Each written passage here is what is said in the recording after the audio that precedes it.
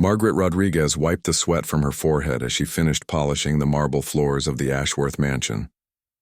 The clock on the wall showed 6:30 a.m., and she had already been working for 2 hours. This was her routine every single day for the past 3 years. Wake up at 4:30, arrive at the mansion by 5, and start cleaning before the family woke up. The Ashworth mansion was like something out of a fairy tale, but not the kind where dreams come true. It was more like the kind where poor people work hard while rich people live in luxury. The house had 22 rooms, each one bigger than most people's entire homes. Crystal chandeliers hung from every ceiling, casting rainbow patterns on the walls when the morning sun shone through the massive windows. Margaret knew every inch of this house better than her own small apartment. She knew that Mrs. Ashworth liked her coffee at exactly 185 degrees, not too hot and not too cold. She knew that their teenage daughter, Katie, dropped crumbs everywhere she went and never cleaned up after herself. She knew that Mr. Richard Ashworth, the man who owned this palace, believed that money made him better than everyone else. Richard Ashworth was one of those people who made millions from creating apps and websites. He started his company when he was young and got lucky when everyone started using smartphones. Now at 45 years old, he had more money than he could spend in 10 lifetimes. But instead of being happy, he seemed angry all the time. Maybe having too much money was just as bad as having too little. The thing that bothered Margaret most about working here wasn't the early mornings or the hard work. She had grown up poor, so she knew how to work hard. What bothered her was how invisible she felt. The family walked past her every day like she was a piece of furniture. They talked about their problems right in front of her, as if she couldn't hear or understand what they were saying. Sometimes Margaret wondered what would happen if she just disappeared one day. Would they even notice, or would they just complain that the house wasn't clean? She had become so good at being invisible that sometimes she forgot she was a real person with real dreams and a real life outside these walls. The centerpiece of the mansion was the grand piano in the main hall. It was a beautiful black Steinway that cost more than most people made in 3 years. Margaret had researched it online one day and discovered it was worth $150,000. But here's the sad part. Nobody in the Ashworth family could play it, not even a simple song like Happy Birthday. Every day Margaret dusted that piano carefully. She ran her cloth over every key, every curve, every surface until it gleamed like a mirror. Sometimes when nobody was around, she would press one key very gently, just to hear the sound. The piano had the most beautiful voice she had ever heard, deep and rich and full of possibilities. But it sat there silent day after day like a bird in a cage that forgot how to sing. The Ashworth family used the piano like a very expensive table. They put their drinks on it during parties. They stacked mail on top of it. They used it to display fancy decorations that matched their fancy lifestyle. Margaret always felt sorry for that piano. It was made to create beautiful music, but instead it just collected dust and held up flower vases. The family loved to throw parties for their rich friends. These weren't fun parties with games and laughter. They were the kind of parties where people wore expensive clothes and talked about how much money they made and how important they were. Margaret had to work during these parties, serving food and cleaning up messes while the guests pretended she didn't exist. During these parties, Margaret learned a lot about rich people. She learned that having money didn't make them happy. She learned that they worried about losing their money just as much as poor people worried about not having enough. She learned that they were just as insecure and scared as everyone else, but they hid it behind expensive clothes and fancy cars. Mrs. Ashworth was the worst of all. She was the kind of person who smiled at you while saying mean things.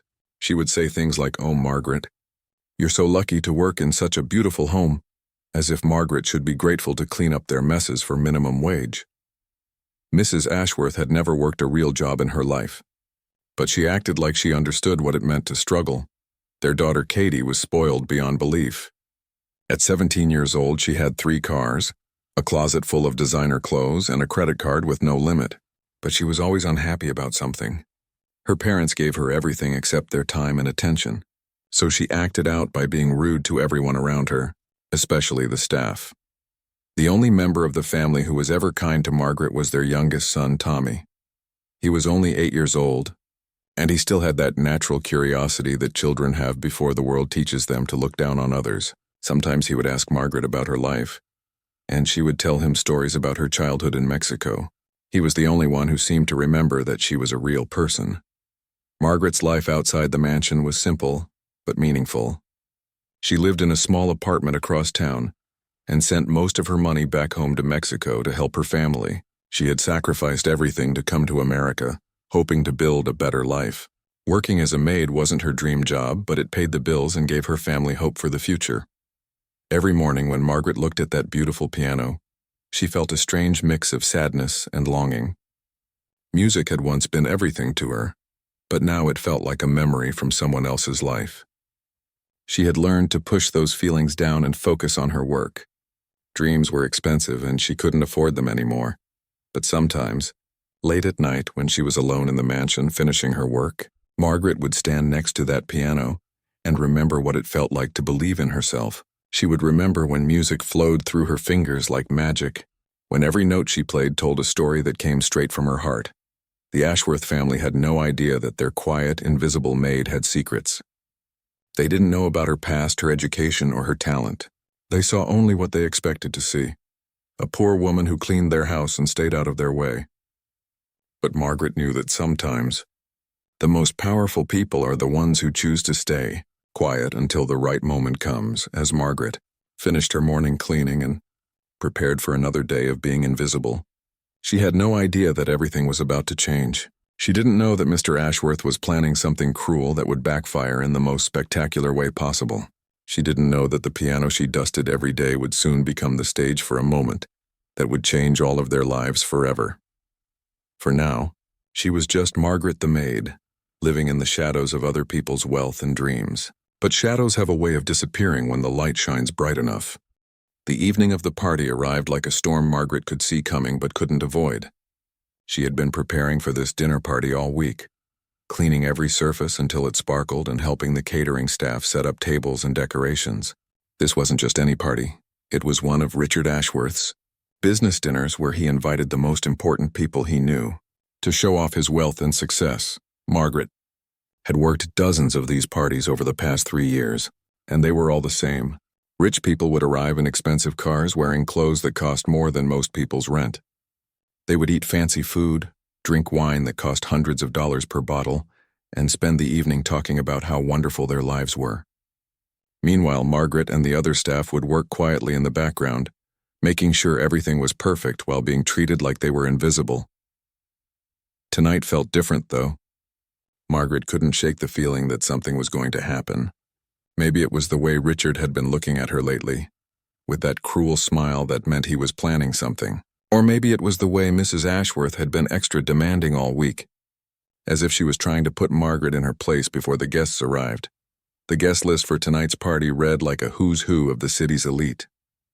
There was Dr. Patricia Williams, a heart surgeon who had pioneered several life-saving procedures; James Chen, a federal judge who was being considered for the Supreme Court; Lisa Thompson, who owned a chain of luxury hotels across the country; Robert Martinez, a famous architect who designed skyscrapers in major cities around the world. These were people who had achieved real success through talent and hard work, unlike Richard, who had just gotten lucky with timing and technology. As the guests began arriving at 7 o'clock, Margaret took her position in the background. She would help serve dinner, refill drinks, and clean up any messes that occurred during the evening. The staff had been instructed to be as invisible as possible, present enough to serve the guests' needs, but quiet enough not to interrupt their important conversations. The dinner conversation was typical for this crowd. They talked about their latest business deals, their vacation homes in exotic locations, and their children's acceptance to prestigious universities. Richard was in his element, bragging about his latest acquisition, a tech startup that he had bought for $50 million just because he could. He loved being the center of attention, especially when he could talk about how much money he had. As the evening progressed and the wine flowed freely, Richard became more animated and louder. This was always a dangerous time during these parties. When Richard drank too much, he became mean and looking for ways to entertain his guests at other people's expense. Margaret had seen him humiliate waiters, delivery drivers, and even some of his own employees during previous parties. Tonight, she had a sinking feeling that she might be his target. After the main course was served and cleared away, the guests moved from the dining room to the main hall where the piano sat majestically in the center of the space. This was Richard's favorite part of any party, showing off the most expensive items in his collection. He would walk around the room pointing out paintings that cost more than houses, sculptures that belonged in museums, and of course, the crown jewel of his collection, the $150,000 Steinway piano. This piano was handcrafted in Germany by master craftsmen, Richard announced to his guests, running his hand along the polished surface. It's the same model that's used in Carnegie Hall and Lincoln Center. The sound quality is absolutely perfect. Of course, Richard had no idea what the piano actually sounded like since nobody in his family could play it, but his guests nodded appreciatively, impressed by the price tag if nothing else. Margaret was in the corner of the room, quietly collecting empty glasses and used napkins when she heard Richard's voice calling her name. "Margaret," he said loudly, causing all conversation in the room to stop. "Come here for a moment." Margaret's heart began to race, but she walked over to where Richard was standing next to the piano. She kept her eyes down and her posture respectful, hoping that whatever he wanted would be quick and painless. But when she looked up and saw the cruel smile on his face and the expectant looks on his guests' faces, she knew that she was about to become the evening's entertainment. "Margaret has been working for us for 3 years now," Richard announced to the room. "She's a very hard worker, always quiet, always does exactly what she's told. But I bet there's a lot about life that someone like Margaret has never experienced." The way he said "someone like Margaret" made it clear what he meant. Someone poor, someone uneducated, someone beneath his social class. The guests were watching with interest now, sensing that something entertaining was about to happen. Some of them looked uncomfortable, but they didn't speak up. They were guests in Richard's home, and they didn't want to cause a scene. Plus, if they were being honest, they were curious to see what he had planned. For instance, Richard continued, his voice getting louder and more theatrical, "I bet Margaret has never even touched a real piano before. I bet someone from her background has never been exposed to classical music or fine art. Am I right, Margaret?" Margaret felt her face burning with embarrassment, but she kept her composure.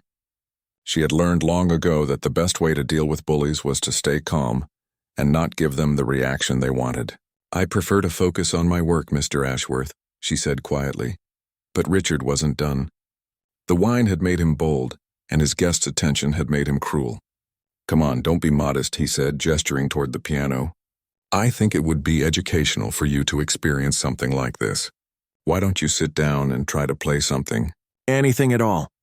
I'm sure our guests would love to see what happens when regular people try to play a professional instrument." The room fell silent except for a few nervous chuckles from some of the guests. Others looked distinctly uncomfortable with where this was heading. Dr. Williams was frowning and Judge Chen was staring at his shoes. But nobody spoke up to stop what was happening. Margaret stood there for a moment, her mind racing. She could feel the eyes of everyone in the room on her, waiting to see how she would react to this humiliation. Richard was clearly expecting her to refuse, to back down, to confirm his belief that she was beneath him and his guests. Or maybe he expected her to sit down and embarrass herself by banging randomly on the keys, giving everyone a good laugh at her expense. But as Margaret looked at that beautiful piano, something shifted inside her. She thought about all the times she had dusted those keys, all the times she had wondered what it would sound like to hear real music coming from this instrument again. She thought about the years of silence, the years of being invisible, the years of letting people like Richard believe that they were better than her. Maybe it was time to stop being invisible. Maybe it was time to remind herself, and everyone else in that room, who she really was underneath the maid's uniform and the quiet demeanor. Maybe it was time to show them that their assumptions about someone like her were about to be shattered completely. Margaret walked slowly toward the piano bench, her heart pounding but her steps steady. She could hear the guests whispering to each other, probably making bets about how badly this was going to go. Richard was grinning widely, already imagining how this story would become part of his collection of tales about putting people in their place. But as Margaret sat down at the piano and adjusted the bench to the proper height, something in her posture changed. Her back straightened, her shoulders relaxed, and her hands found their way to the keys with a familiarity that surprised everyone watching. For just a moment, she wasn't Margaret the maid anymore. She was someone else entirely, someone who knew exactly what she was doing. What nobody in that room knew, what Margaret had never told anyone during her 3 years of working at the mansion, was that 15 years ago she had walked across the stage at Lincoln Center to receive her diploma from the most prestigious music school in America. The Juilliard School of Music had accepted only 20 piano students that year, out of thousands of applicants from around the world. Margaret Rodriguez had been one of them. At 22 years old, Margaret had been a rising star in the classical music world. Her professors called her a natural talent, the kind of musician who comes along once in a generation. She could play pieces that made grown men cry and technical compositions that left other musicians speechless with admiration.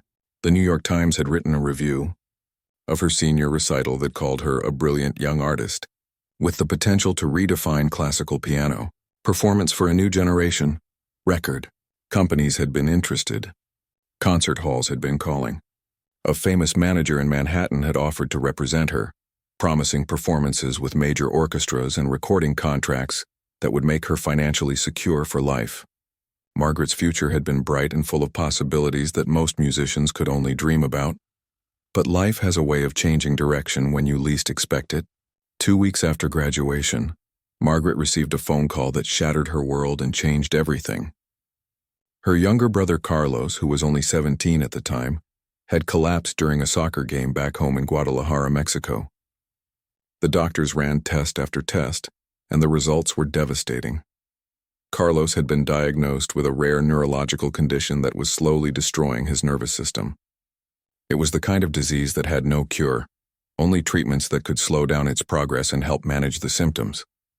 The treatments were experimental, expensive, and not covered by any insurance that their family could afford. Without these treatments, Carlos would lose his ability to walk, to speak, and eventually to live independently. The cost was staggering, over $200,000 per year for the medications, therapy, and specialized care that Carlos needed. Margaret's family had never had much money. Her father worked construction and her mother cleaned houses, just like Margaret was doing now. They had sacrificed everything to send Margaret to music school in America, believing that her talent would eventually lift the whole family out of poverty. Now that dream was being tested in the cruelest way possible. Margaret faced an impossible choice.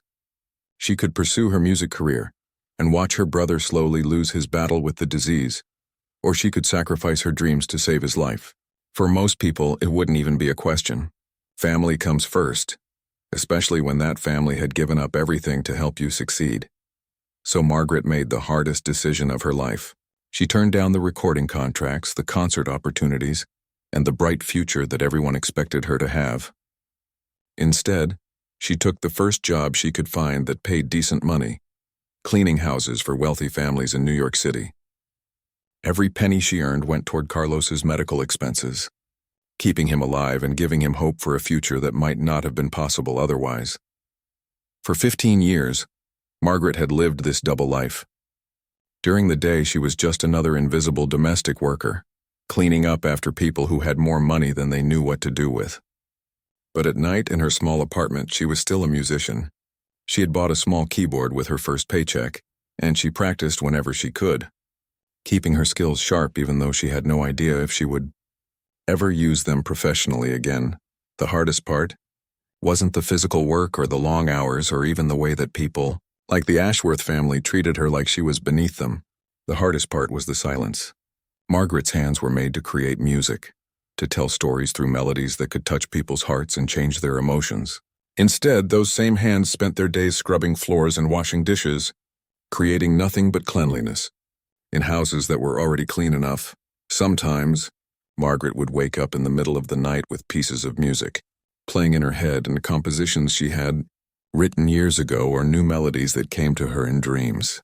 She would lie there in the darkness, her fingers moving silently as if she were playing an invisible piano, feeling the music flow through her even though no one could hear it.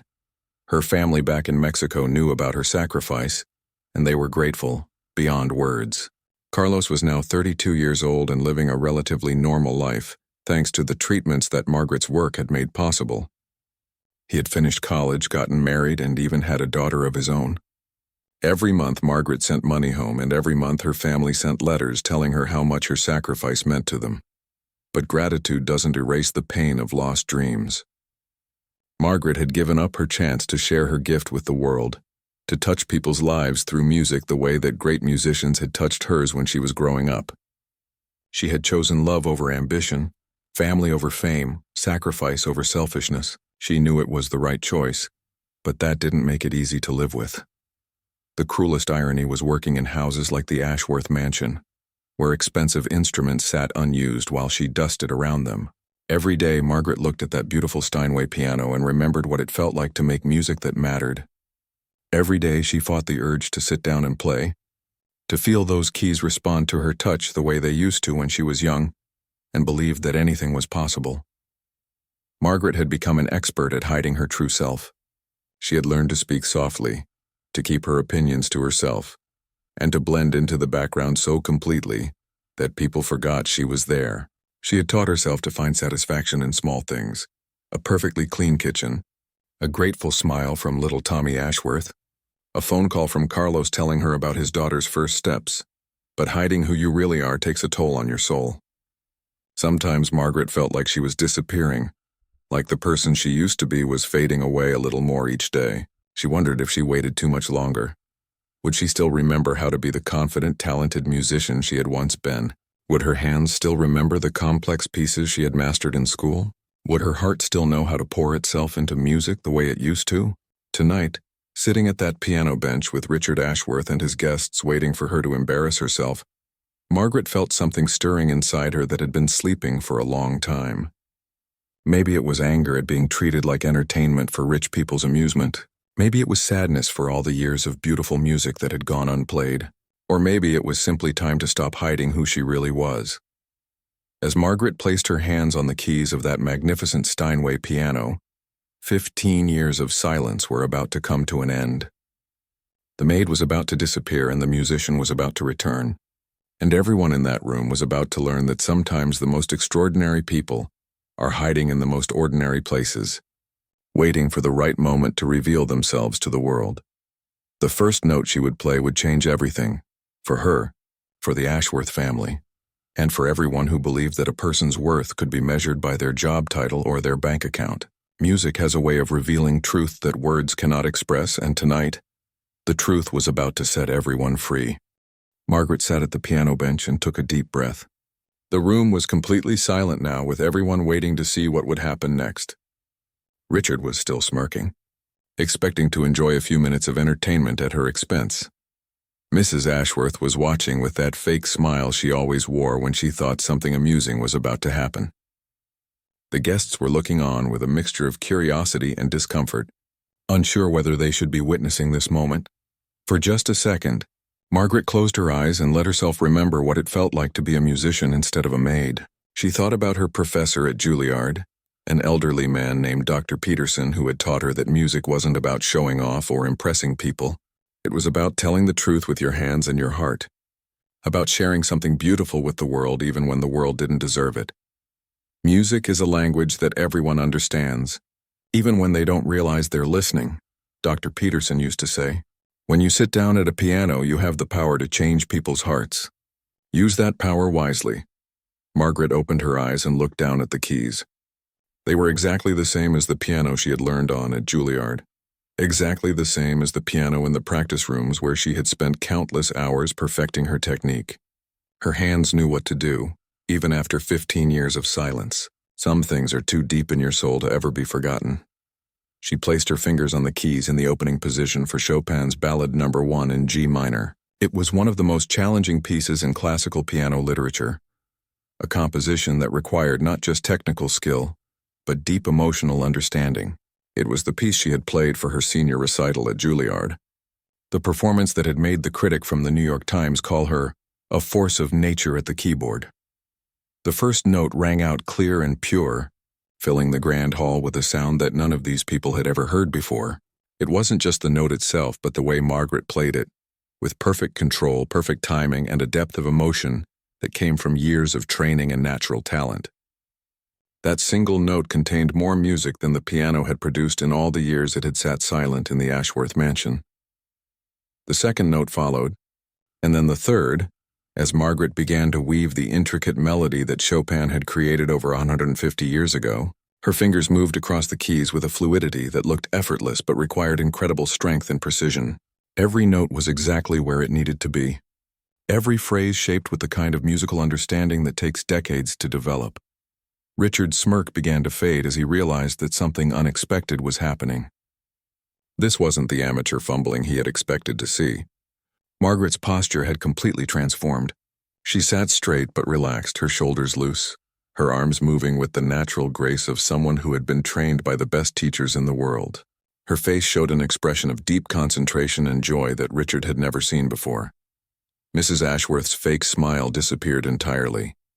She was staring at Margaret with her mouth slightly open, trying to process what she was seeing and hearing. This was the same quiet woman who had been cleaning their house for 3 years, the same person they had treated like furniture, like someone who couldn't possibly have anything interesting or valuable to contribute to their lives. The guests were having their own moments of realization. Dr. Williams, who had spent her career saving lives, recognized excellence when she saw it. She knew that what Margaret was doing required years of training and natural ability that couldn't be faked or learned quickly. Judge Chen, who had spent his career evaluating evidence and making difficult decisions, could see that everything he had assumed about Margaret was wrong. As the piece continued, Margaret began to lose herself in the music the way she used to when she was young. The nervousness she had felt when Richard first called her over was gone, replaced by the pure joy of making music again. Her hands remembered every fingering, every dynamic marking, every subtle change in tempo that made this piece so beautiful. It was like speaking her native language after years of forced silence. The Chopin Ballade is structured like a story, with themes that appear, develop, and return in different forms throughout the piece. Margaret played each section with the understanding of someone who had studied not just the notes, but the meaning behind them. She knew that Chopin had written this piece while longing for his homeland of Poland, that every phrase contained both beauty and sadness, hope and despair. The technical demands of the piece were enormous. There were rapid scales that required perfect coordination between both hands, complex rhythms that could trip up even experienced pianists, and emotional passages that demanded both power and delicacy. Margaret navigated all of these challenges with the confidence of someone who had mastered this piece years ago and was now rediscovering its magic. About halfway through the piece, during a particularly quiet and introspective section, Margaret heard someone in the audience gasp softly. She couldn't tell who it was without looking up, but she could feel that the energy in the room had completely changed. The cruel anticipation that had filled the air when Richard first challenged her to play had been replaced by something like awe. Young Tommy Ashworth, who had wandered into the room to see what was happening, stood frozen by the doorway. He had never heard music like this before. His family's idea of culture was buying expensive things and displaying them for other people to admire. But this was different. This was real culture, real art, real beauty being created right in front of his eyes by someone he had always thought was just the maid. As Margaret moved into the climactic section of the piece, her playing became more powerful and expressive. This was the part where Chopin had poured all of his passion and longing into the music, where the technical and emotional demands reached their peak. Margaret's hands flew across the keys with incredible speed and accuracy, producing cascades of notes that built to moments of stunning beauty. Lisa Thompson, who owned luxury hotels around the world, had heard professional musicians perform in the finest concert halls. She knew quality when she experienced it, and what she was hearing now was world-class artistry. She found herself leaning forward in her chair, completely absorbed in the music, forgetting entirely about the social dynamics that had led to this moment. Robert Martinez, the architect, understood what it meant to create something beautiful from raw materials. As he watched Margaret's hands shape the music with the same care and precision that he used to design buildings, he realized that he was witnessing a master craftsperson at work. Every note was placed with intention, every phrase built with the kind of structural understanding that comes from years of serious study. The piece was building toward its dramatic conclusion, and Margaret could feel the power of the music flowing through her like electricity. This was why she had fallen in love with the piano in the first place, back when she was a little girl in Mexico, and her grandmother had scraped together enough money for piano lessons. This feeling of being completely connected to something beautiful and meaningful, of being able to speak directly to people's hearts without using words. Richard stood frozen, his face showing a mixture of shock, embarrassment, and something that might have been respect. He was beginning to understand that he had just made a terrible mistake, that his attempt to humiliate Margaret had backfired in the most spectacular way possible. But he was also being forced to confront something uncomfortable about himself, the realization that his money and success hadn't taught him how to recognize real value when it was right in front of him. As Margaret approached the final section of the ballad, she knew that this performance was about more than just playing a piece of classical music. It was about reclaiming herself, about refusing to be invisible any longer, about showing the world that talent and dignity could survive even in the most difficult circumstances. Every note she played was an act of rebellion against everyone who had ever underestimated her, and an affirmation of the dreams she had never completely abandoned. As Margaret continued playing, something magical began happening in that grand hall. The atmosphere that had started with cruel entertainment and nervous laughter was transforming into something completely different. The guests who had come expecting a typical evening of showing off and small talk were witnessing something they had never experienced before. True artistry happening right in front of their eyes. Dr. Patricia Williams was the first to fully understand what she was hearing. As a surgeon, she knew what it meant to dedicate your life to perfecting a skill, to train your hands to do things that seemed impossible to other people. She could see in Margaret's playing the same kind of precision and dedication that she brought to her operating room. Every movement was intentional, every note placed with the kind of accuracy that comes from thousands of hours of practice. But this was different from surgical precision. This had soul. Dr. Williams found herself thinking about the patients she had saved over the years, about the families who had cried with relief when she told them that their loved one would be okay. Margaret's music was touching that same place in her heart, where she kept her most meaningful memories, the moments when she knew that her work really mattered. Judge Chen was having his own revelation. He had spent his career listening to arguments, weighing evidence, and making decisions that affected people's lives. He prided himself on being able to see through deception and recognize truth when he heard it. What he was hearing now was truth in its purest form. Someone sharing their authentic self without pretense or manipulation. Margaret wasn't trying to impress anyone or gain anything for herself. She was simply being who she really was, and it was extraordinary. The judge thought about all the cases he had heard where people had been judged unfairly because of their circumstances, their appearance, or their background. He thought about the times when he had to remind juries not to let their prejudices influence their decisions. Now he was confronting his own prejudices, realizing that he had made assumptions about Margaret based on her job and her quiet demeanor. He felt ashamed of himself for not seeing sooner that there might be more to her story. Lisa Thompson was experiencing something she hadn't felt in years. As someone who owned luxury hotels around the world, she was used to the finest things money could buy. She had heard professional orchestras perform in the most prestigious concert halls, had attended private concerts by famous musicians, had surrounded herself with the kind of culture that was supposed to define sophistication and refinement. But this was different. This wasn't culture that had been bought and packaged for wealthy people's consumption. This was raw, authentic artistry happening spontaneously in someone's living room. Margaret wasn't performing for money or fame or recognition. She was playing because the music demanded to be played, because she couldn't keep it inside anymore. Lisa found tears forming in her eyes as she realized that she had been missing something important in her pursuit of expensive experiences.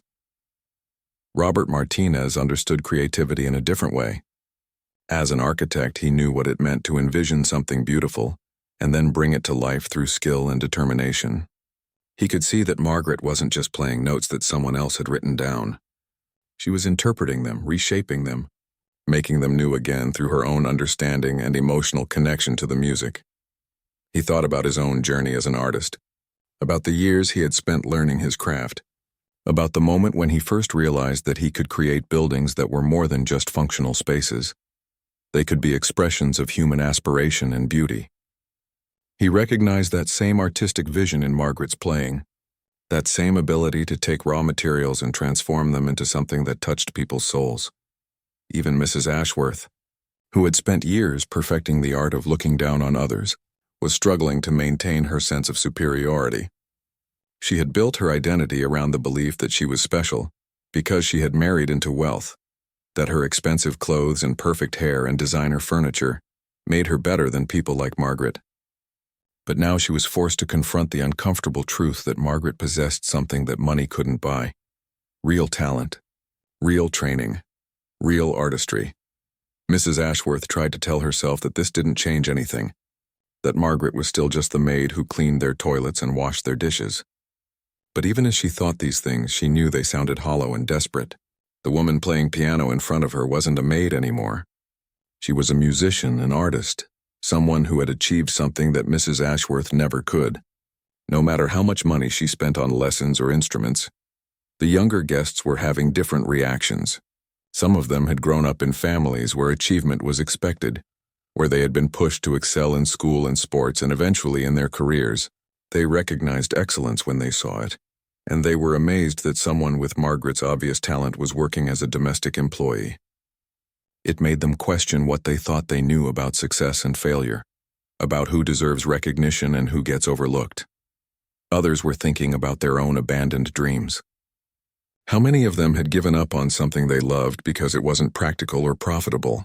How many had chosen security over passion, settling for careers that paid well but didn't feed their souls?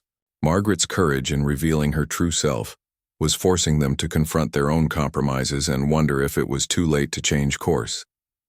Little Tommy Ashworth was experiencing pure wonder. At 8 years old, he didn't understand the social dynamics that had led to this moment. He didn't know about class differences or employment hierarchies or any of the complicated adult stuff that had made this situation so charged with emotion. All he knew was that Margaret, who had always been kind to him, was making the most beautiful sounds he had ever heard. Tommy had never been interested in classical music before. His parents had tried to expose him to culture by taking him to concerts and museums, but it had always felt boring and stuffy to him. This was different. This music was alive and exciting, full of emotions that he could feel even if he couldn't name them. It made him want to learn how to make music himself, to discover if he had any hidden talents that nobody knew about yet. Richard was going through the most dramatic transformation of all. His cruel smile had been replaced by a look of shock and growing embarrassment as he realized that his attempt to humiliate Margaret had backfired completely. But more than that, he was being forced to confront some uncomfortable truths about himself and his values. Richard had always believed that success was measured by money and status, that rich people were rich because they were smarter and more talented than poor people. But here was someone who worked for minimum wage in his house, someone he had treated like she was barely human, demonstrating abilities that he could never hope to achieve. It was challenging everything he thought he knew about merit and worth and what it meant to be successful. As Margaret moved through the most technically demanding section of the piece, her hands flying across the keys with impossible speed and precision, Richard found himself feeling something he hadn't experienced in years: humility. He was watching someone who was genuinely better than him at something that mattered, someone who had achieved a level of excellence that had nothing to do with luck or inheritance or being in the right place at the right time. The music was building toward its climax, and everyone in the room could feel it. The emotional intensity of Chopin's composition, combined with Margaret's masterful interpretation, was creating a moment that none of them would ever forget. They were all being changed by what they were experiencing, forced to reconsider their assumptions about talent, about worth, about the hidden depths that exist in every human being. Some of the guests had started recording with their phones, instinctively understanding that they were witnessing something special that needed to be preserved. Others were so absorbed in the music that they had forgotten about everything else, lost in the beauty of the moment and the revelation of who Margaret really was underneath her quiet exterior. The transformation wasn't just happening in the audience. Margaret herself was being transformed as she played, rediscovering parts of herself that she had buried under years of sacrifice and silence. With every note, she was becoming more herself again, more the confident, gifted musician she had been before life forced her to choose between her dreams and her family's survival. As the Chopin ballad reached its dramatic conclusion, Margaret felt something stirring inside her that had been quiet for 15 long years.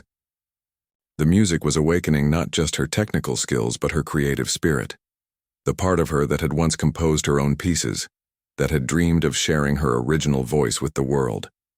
Without planning it, without thinking about the consequences, Margaret began to transition from Chopin's composition into something entirely her own.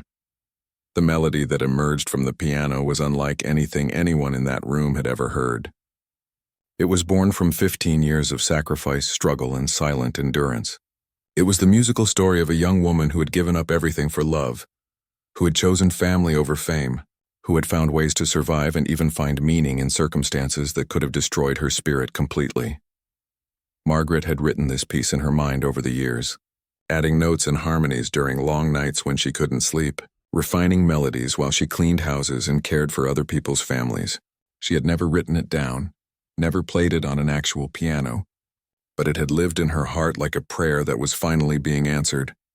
The opening theme was haunting and beautiful, speaking of dreams deferred but not destroyed. Margaret's hands moved across the keys with a tenderness that made several guests catch their breath. This wasn't just technical mastery anymore. This was pure emotion being translated into sound. The kind of music that comes from lived experience and deep understanding of what it means to suffer and endure, and somehow find hope anyway. Dr. Williams felt tears forming in her eyes as she listened. As someone who had dedicated her life to healing, she recognized the sound of emotional healing happening in real time. Margaret wasn't just playing music. She was working through years of suppressed pain and longing, using the piano as a therapist might use words, to process experiences that had been too overwhelming to face directly. The melody developed and grew more complex, with Margaret's left hand providing a foundation of steady, strong bass notes while her right hand wove intricate patterns that seemed to dance and soar above the harmony. It was music that spoke of resilience, of finding beauty in unexpected places, of the strength that comes from choosing love over self-interest even when it costs you everything you thought you wanted. Judge Chen found himself thinking about justice, not the legal kind that he administered in his courtroom, but the deeper kind that comes from the universe eventually recognizing and rewarding goodness and sacrifice. Margaret's music was justice in its purest form, a moment when someone who had been overlooked and undervalued was finally able to show the world who she really was. The piece moved through different emotional landscapes, sections that spoke of loneliness and exhaustion, followed by passages that celebrated small joys and unexpected moments of grace. There were musical phrases that captured the feeling of sending money home to family, of getting letters with news about a brother's recovery, of finding satisfaction in work that others might consider beneath them. Lisa Thompson was experiencing something she hadn't felt since she was a child, the pure wonder of discovering that the world contained more beauty and meaning than she had realized. All her wealth and sophisticated experiences suddenly seemed small compared to what Margaret was sharing with them. This music was priceless in the truest sense. It couldn't be bought or sold or possessed by anyone, except the person who had lived through the experiences that created it. Robert Martinez was thinking about architecture again, but in a different way than before. He realized that Margaret was building something with her music, not a physical structure, but an emotional space where everyone in the room could experience feelings and insights that they might never have accessed on their own. She was creating a shared moment of humanity that was more valuable than any building he had ever designed. Mrs. Ashworth was struggling with emotions she didn't know how to process. For years, she had defined herself in opposition to people like Margaret. She was wealthy, they were poor. She was important, they were invisible. She was cultured, they were ordinary. But now she was being forced to confront the possibility that Margaret was more cultured, more educated, more talented than she would ever be. It was terrifying and humbling and somehow also liberating. As Margaret continued playing her original composition, she began to incorporate themes that spoke specifically to her current situation. There were musical phrases that captured the feeling of being invisible in other people's homes, of cleaning up after families who had everything she had once dreamed of having. But there was no bitterness in the music, no anger or resentment. Instead, there was understanding, compassion, even gratitude for the lessons that hardship had taught her. Little Tommy was completely mesmerized. He had never heard music that told a story so clearly, that painted pictures in his mind and made him feel emotions he didn't have names for yet.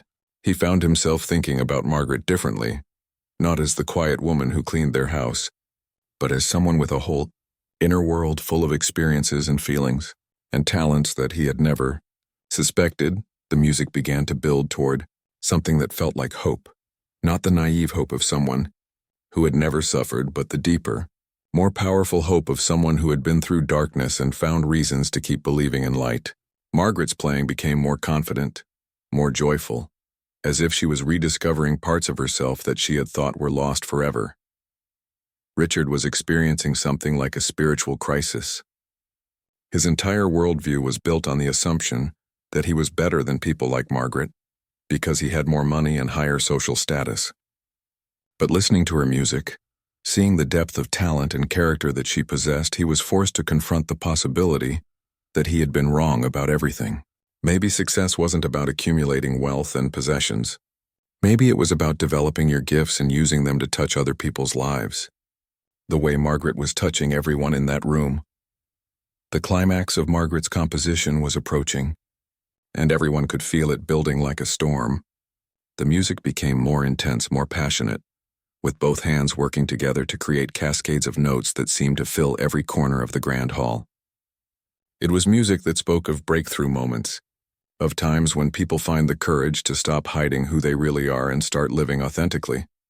Margaret was playing now with her whole body, her entire being focused on expressing through the piano all the things she had never been able to say with words.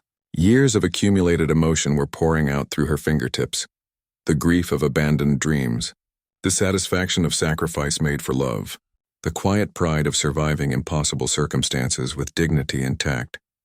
The guests were no longer just listening to music. They were experiencing a revelation about human potential, about the extraordinary lives that ordinary-seeming people live every day.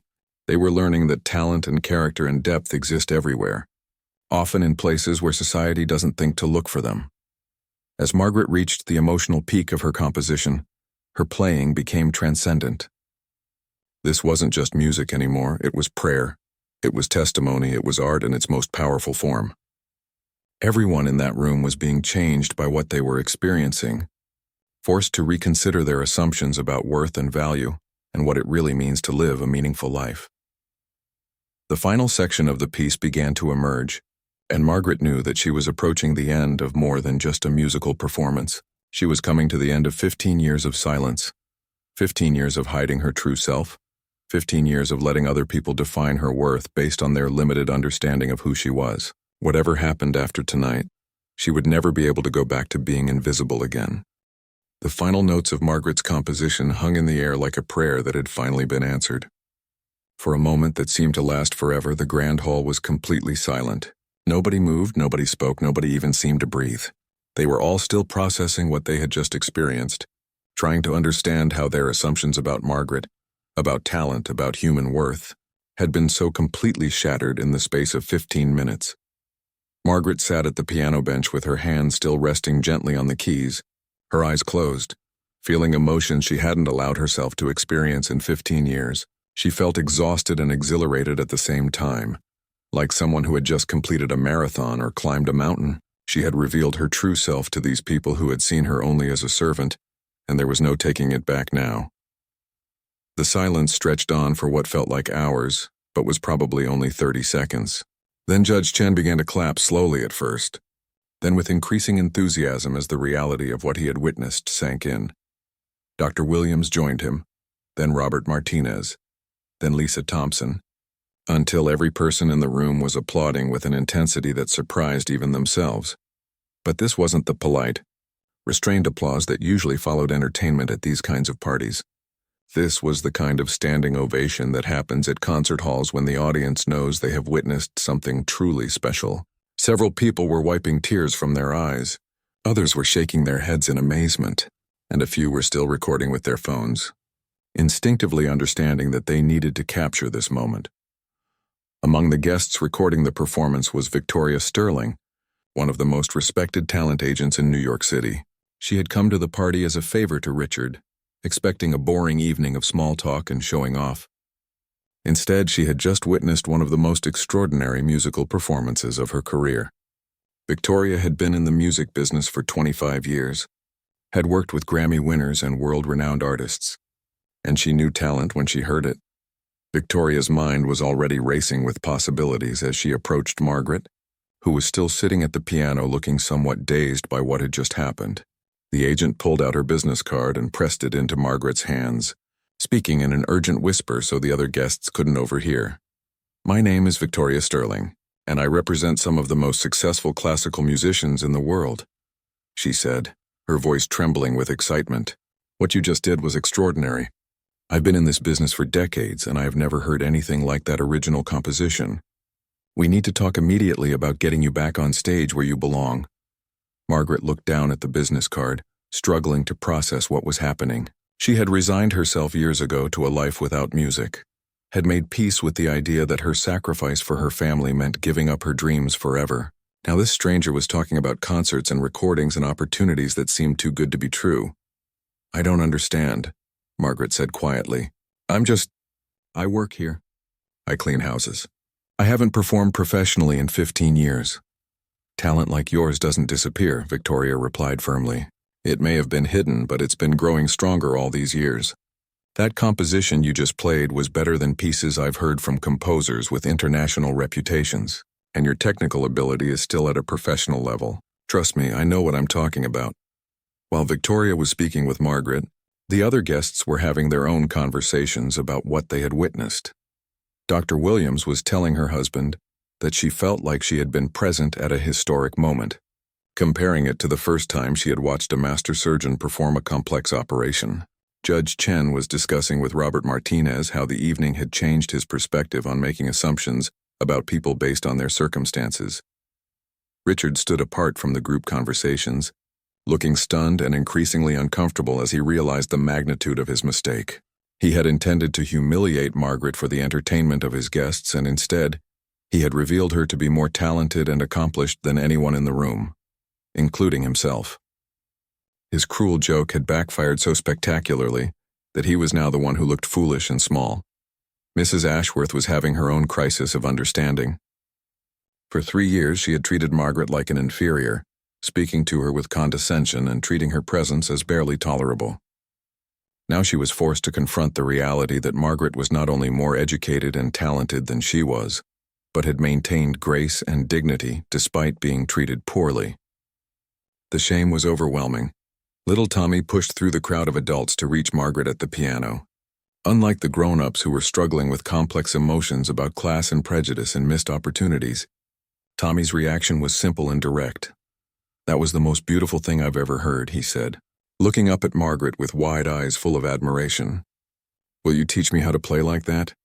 Margaret smiled at Tommy, the first genuine smile she had worn in years. Here was someone who wasn't complicated by adult prejudices and social hierarchies, someone who simply appreciated beauty when he encountered it. "Maybe I can teach you some simple songs," she said gently. "Would you like that?" "Yes," Tommy exclaimed. "I want to learn how to make music that tells stories like yours did." Lisa Thompson approached Margaret next, introducing herself and expressing genuine admiration for what she had witnessed. "I own hotels around the world, and I've hired musicians for events in dozens of countries," she said.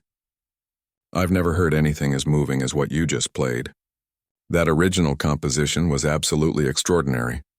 Robert Martinez joined the conversation, adding his own perspective as someone who understood what it meant to be an artist.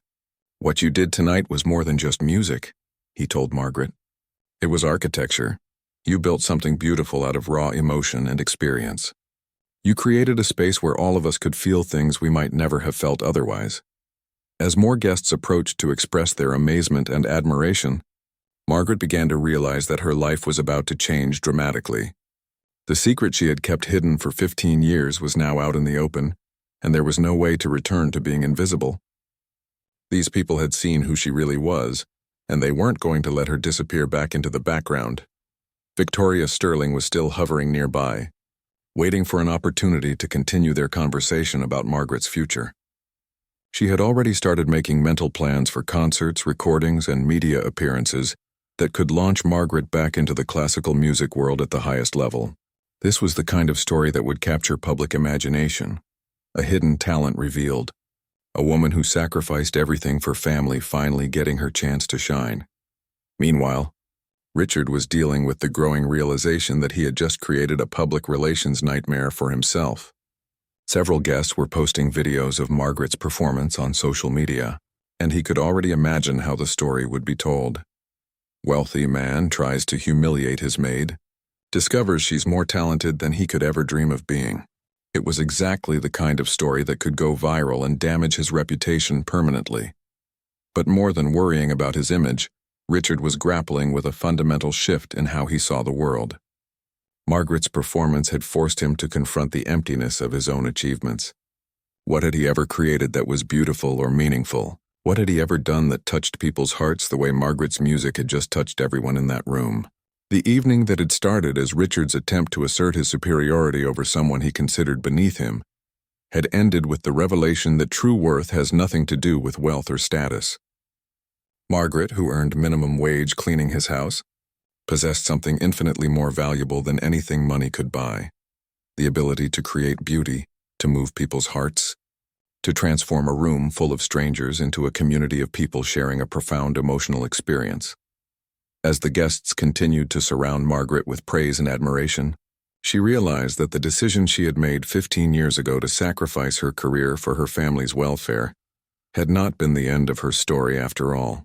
It had been preparation for this moment, when she would finally have the chance to share her gift with the world again, but this time with the depth and wisdom that only comes from truly understanding what matters most in life.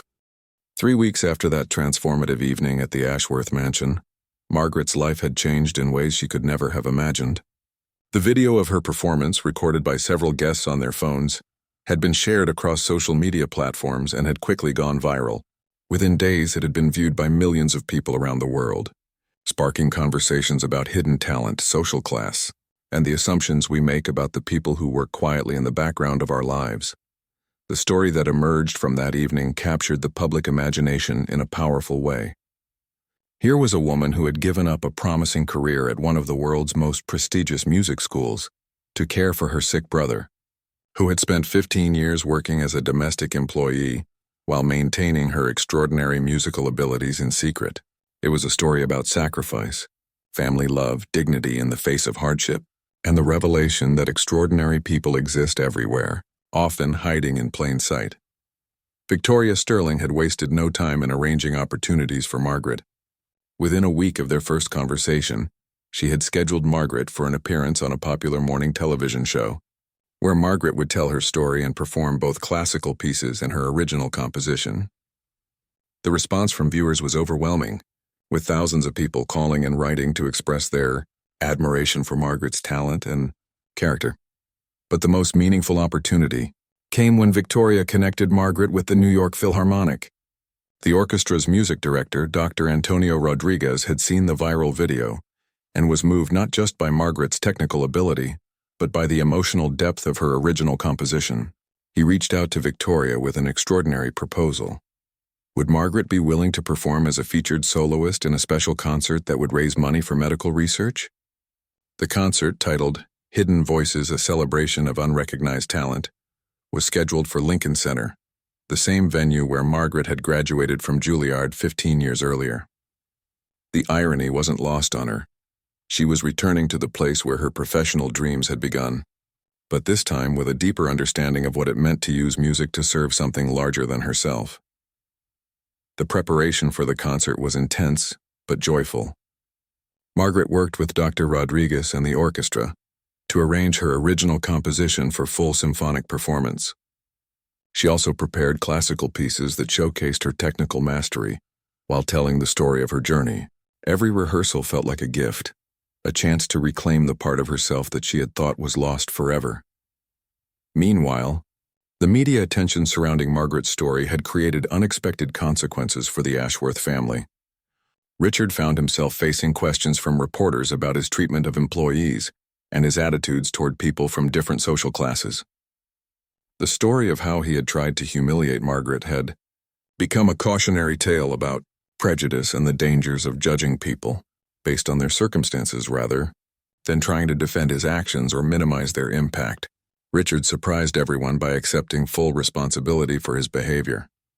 He issued a public statement acknowledging that his attempt to embarrass Margaret had revealed more about his own character flaws than about her abilities.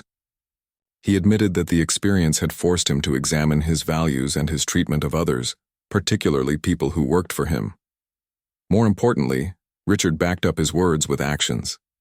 He established the Margaret Rodriguez Scholarship Fund with an initial donation of $1 million. The scholarship would provide financial support for talented musicians from low-income families who might otherwise be unable to afford professional training. It was his way of trying to make amends for his past behavior while ensuring that other musicians wouldn't have to choose between their dreams and their family responsibilities the way Margaret had. Mrs. Ashworth was also going through her own transformation. She had been deeply shaken by the realization that she had been treating someone with Margaret's education and talent as if she were inferior. She began volunteering with organizations that provided support services for domestic workers, using her connections and resources to advocate for better working conditions and recognition for people in service industries. The most touching response came from little Tommy, who had been inspired by Margaret's performance to start taking piano lessons himself. He practiced diligently every day, motivated by the memory of the beautiful music that had filled their house that night. Margaret had agreed to give him occasional lessons, creating a friendship that brought joy to both of them. The night of the Lincoln Center concert arrived with tremendous anticipation.